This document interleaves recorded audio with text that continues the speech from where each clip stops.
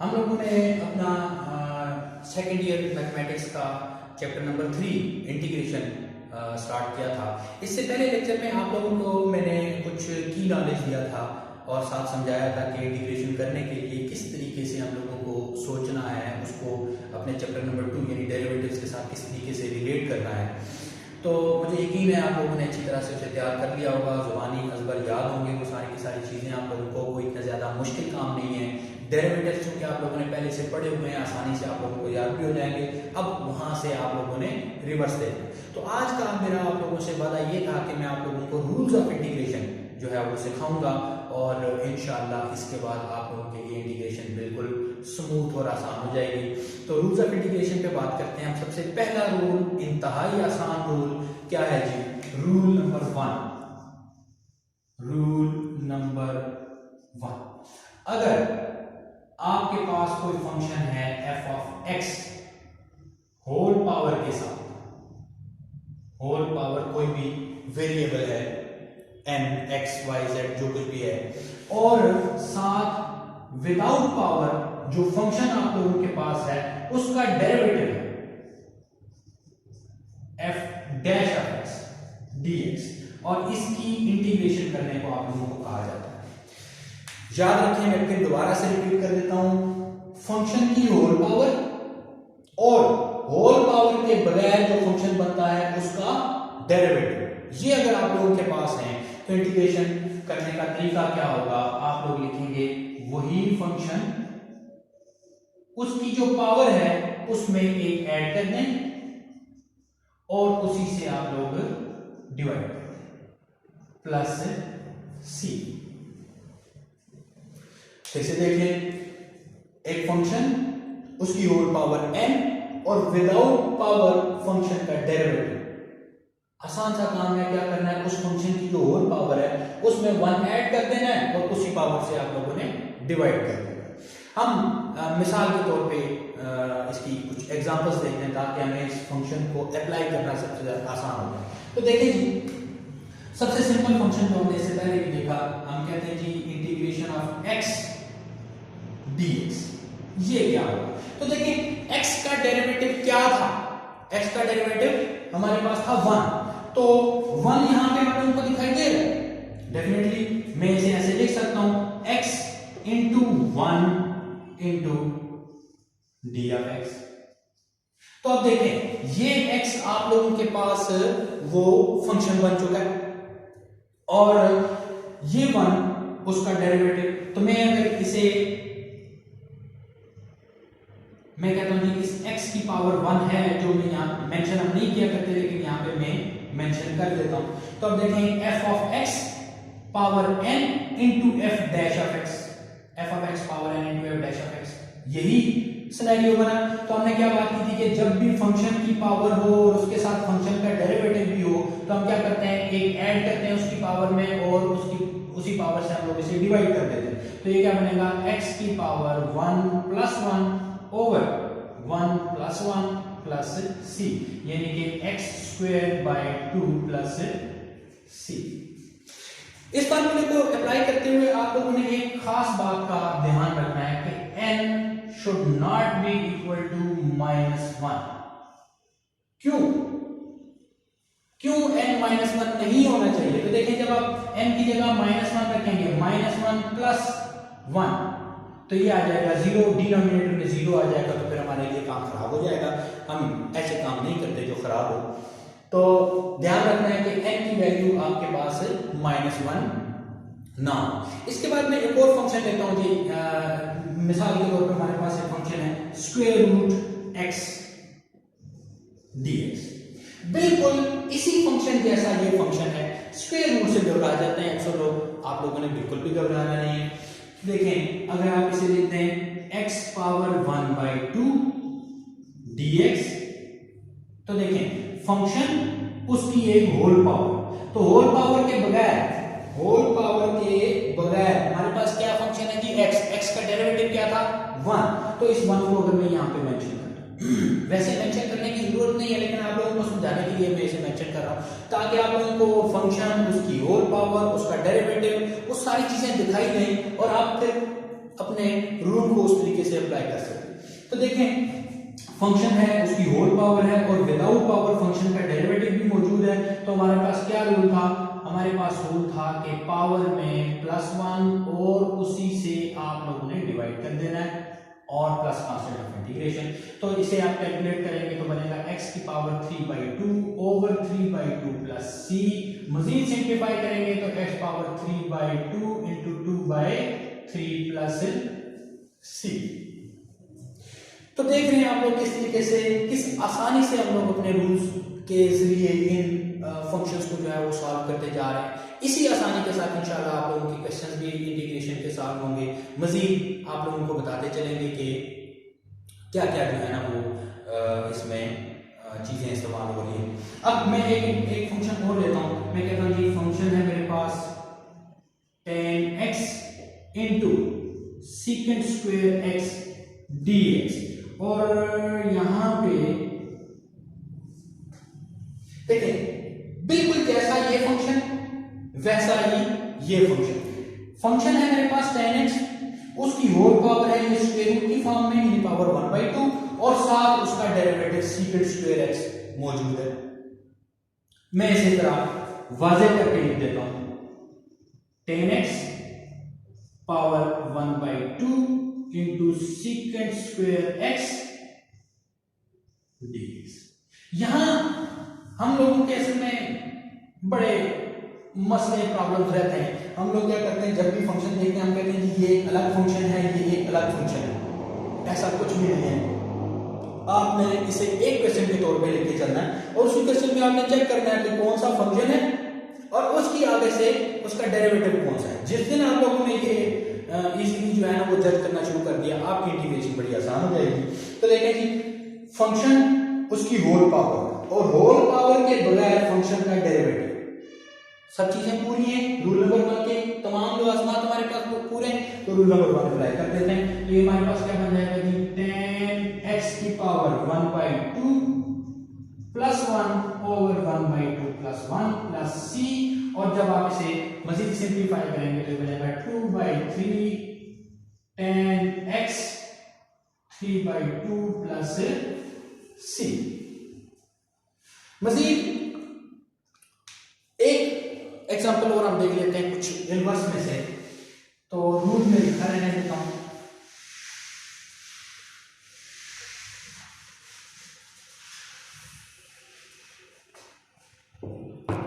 अच्छा देखिए मेरे पास एक फंक्शन है मिसाल के तौर पे sin inverse x over square root 1 minus x square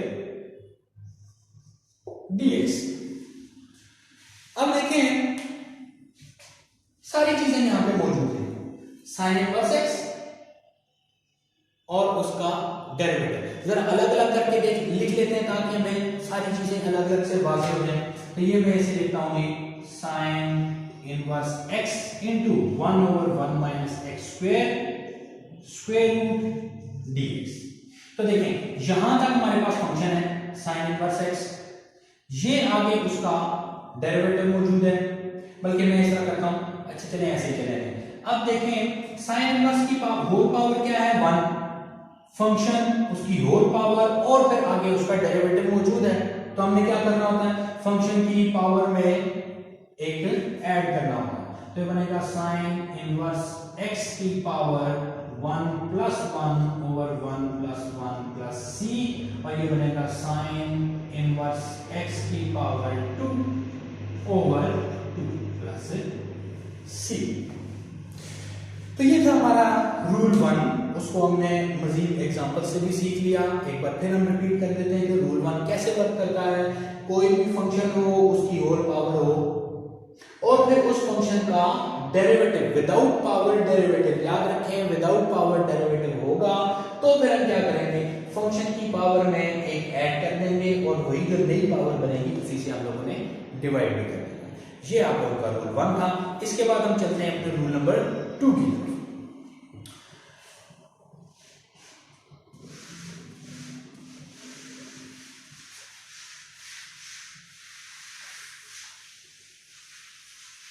तो है जी रूल नंबर 2।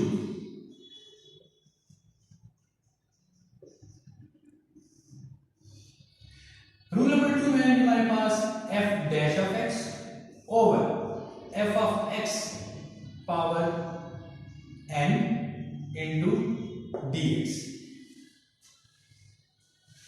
देखिए ये फंक्शन, ये जो सेकंड रूल है हमारा, ये बिल्कुल वैसा ही है जिस तरह हमने पहला रूल किया। मिसाल के तौर पे मैं अगर इसे लिख लेता हूं ऐसे, मैं इस एफ ऑफ एक्स को ऊपर ले जाता हूं तो ये मेरे पास क्या बन जाएगा, F of x power minus N और साथ ये है डैश ऑफ एक्स और फिर dx। तो देखिए पहले रूल में और दूसरे रूल में कोई फर्क नहीं, फंक्शन उसकी एक होल पावर और फिर विदाउट पावर फंक्शन का डेरिवेटिव। तो ऐसी सूरत में हमने क्या कहा था कि हमने क्या करना है, फंक्शन हो उसकी होल पावर हो और विदाउट पावर उसका डेरिवेटिव भी आगे मौजूद हो, तो इंटीग्रेशन क्या बनती है, इंटीग्रेशन बनती है जी f of x minus n plus one over minus n plus one plus C. बिल्कुल जो रूल नंबर 1 हम लोगों ने इस्तेमाल किया था, अभी सीखा, बिल्कुल उसी तरीके से आपका रूल नंबर 2 भी मौजूद है। फर्क क्या है, फंक्शन की होल पावर डिनोमिनेटर में है। और बिल्कुल पहले रूल की तरह यहाँ पे एक बात याद रखने वाली ये है, ये देखिए ये किस वैल्यू पे जीरो हो रहा है। ये देखिए यहाँ पे अगर n की जगह में +1 रख दूं तो -1 + 1 ये मेरे पास जीरो हो जाएगा। और ये काम तो हमने बिल्कुल भी नहीं करना, मैथमेटिक्स से बड़ा भागता है इस चीज से।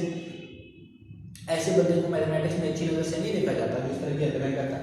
तो हम ऐसा करते हैं कि यहाँ मेंशन करते हैं कि n should not be equal to 1। तो ये बच्चों आप लोगों का रूल नंबर 2 है। तो वो तमाम एग्जांपल्स जो आप लोगों ने इससे पहले किए हैं रूल नंबर 1 के लिए, वो सारी की सारी एग्जांपल्स जो हैं वो आप इस रूल की एग्जांपल्स के तौर पे सॉल्व कर सकते हैं। मैं आप लोगों को एक एग्जांपल और दे देता हूं, एक एग्जांपल दे देता हूं इसके लिए। तो एग्जांपल के तौर पे हम लिखते हैं जी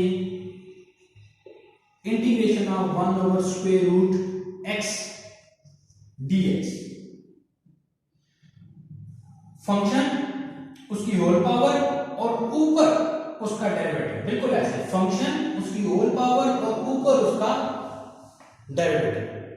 तो चाहे तो आप इसको बिल्कुल वैसे कन्वर्ट कर सकते हैं। तो ये क्या बन जाएगा आपके पास, ये बनेगा x पावर -1/2 इंटू इसका डेरिवेटिव d ऑफ x, और फिर वही सारी बात कि फंक्शन उसकी होल पावर और आगे डेरिवेटिव मौजूद है तो फंक्शन की पावर में एक ऐड करते हैं और उसी पावर से हम लोग डिवाइड भी कर देते हैं। तो ये बनेगा x power -1/2 + 1 over -1/2 + 1 plus c।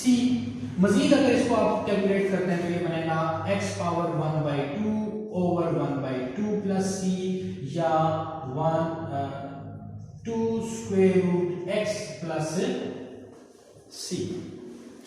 तो बच्चों आप लोगों ने देखा कि रूल 1 और रूल 2 शक्ल में डिफरेंस है, सॉल्यूशन में डिफरेंस नहीं है, उसको समझने में किसी किस्म का कोई डिफरेंस नहीं है।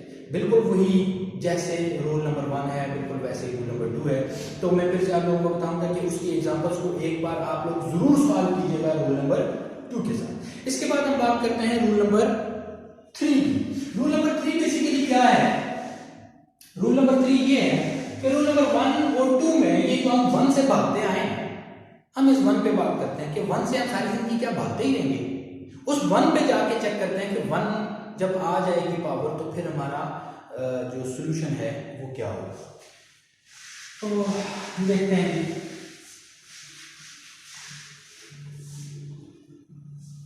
तो बच्चों रूल नंबर 3 और इसमें वो कहता है जी f डैश ऑफ x हो और नीचे f ऑफ x की होल पावर हुआ करती थी पहले, अब वो पावर नहीं है, यानी कि अब f ऑफ x की पावर क्या है 1 और dx। तो याद रखें ऐसी सूरत में आपके पास इसकी जो इंटीग्रेशन होती है वो log of f of x plus c हुआ करता है। ये तीसरा और आखिरी रूल है आप लोगों की इंटीग्रेशन का कि वो जब हम पहले बात कर रहे थे पहले दो रूल्स में कि n should not be equal to 1 और -1, वो जो कुछ चीजें भी थी, तो n should not be equal to -1, तो उसके लिए जो है ना वो हम लोगों ने बात करनी है कि ये रूल हमें ये बता रहा है कि जब n की वैल्यू 1 हो जाएगी तब हमारे पास रूल क्या होगा। इसकी भी हम एक एग्जांपल कर लेते हैं। सबसे आसान सिंपल सी जो एग्जांपल मेरे साथ आ रही है वो आ रही है 1/x dx। तो देखें f ऑफ x ये है, इसकी पावर 1 है और इसका डेरिवेटिव ये ऊपर मौजूद है, बिल्कुल ऐसे ऊपर डेरिवेटिव नीचे फंक्शन, ऊपर डेरिवेटिव नीचे फंक्शन और फंक्शन की पावर 1। तो इसके तहत क्या है, log of function plus c, log of function यहां है x प्लस c। अच्छा, आप लोग बड़े जाहिर है सोच रहे होंगे कि ये मॉड इस्तेमाल हो रहा है यहाँ पर, मॉड क्यों इस्तेमाल हो रहा है, इससे पहले तो कहीं मैंने इस्तेमाल नहीं किया, आज अभी मुझे पता नहीं क्या हो गया ये मॉड इस्तेमाल करना शुरू कर दिया। तो मुझे ऐसा कुछ नहीं हुआ, बात दरअसल ये है कि लॉग जो है वो नेगेटिव नंबर्स को एक्सेप्ट नहीं करता, उसकी डोमेन जो है वो सिर्फ और सिर्फ पॉजिटिव नंबर्स होती है, तो इसलिए इसे पॉजिटिव रखने के लिए हम लोगों ने यहाँ पे मॉड इस्तेमाल किया है। अगर हमें पहले से कंफर्म हो कि इस जगह पे जो फंक्शन है या जो नंबर्स आ रहे हैं वो सारे के सारे पॉजिटिव हैं, तो आप लॉग ना भी लगाएं तो भी आप लोगों का काम चलेगा। नेक्स्ट एग्जांपल जो है वो मैं आप लोगों को दूंगा integration cot x dx, integration cot x dx। तो आपको पता है कि cot x को आप लोग अच्छी तरह से मालूम है आप लोगों को कि cot x को लिख सकते हैं cos x over sin x dx। तो देखें फंक्शन और ऊपर फंक्शन का डेरिवेटिव, फंक्शन और ऊपर फंक्शन का डेरिवेटिव, तो ऐसी सूरत में आप क्या लिखते हैं, log sin x plus c। तो ये आप लोगों के पास, इसके बाद एक एग्जांपल और देख लेते हैं जी। आपके पास है tan integration tan x dx, बिल्कुल उसी तरीके से आप लोग देखिए इसे लिख सकते हैं sin x over cos x dx।